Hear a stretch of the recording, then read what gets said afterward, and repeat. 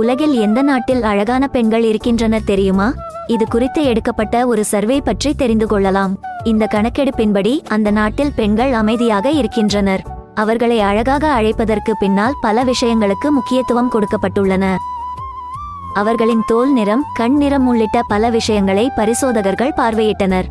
அந்த நாட்டு இளம் பெண்ணுடன் எந்த ஆணும் எளிதாக டேட்டிங் செல்ல முடியும் என்று கூறுகின்றனர். அந்த நாட்டில் பெண்களிடம் ஏமாற்றும் வாய்ப்புகள் மிகவும் குறைவு.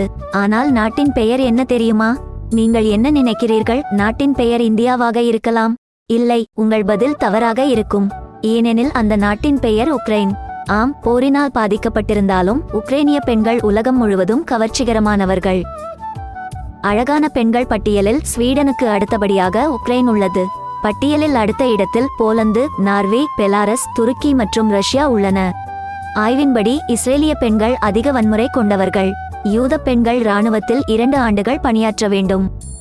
மேற்கு மற்றும் மத்திய ஐரோப்பாவில் பிரான்ஸ் மற்றும் ஜெர்மனி முதலிடம் பிடித்தன. அழகாக இருந்த போதிலும் இஸ்ரேல் பெண்கள் மிகவும் வன்முறை பட்டத்தை பெற்றுள்ளனர் என்பதை கவனத்தில் கொள்ள வேண்டும். உலகின் ஒரே யூத நாட்டின் அனைத்து குடிமக்களும் இராணுவ பயிற்சி பெற வேண்டும். இந்நாட்டு பெண்கள் கட்டாயமாக 2 ஆண்டுகள் இராணுவத்தில் பணியாற்ற வேண்டும்.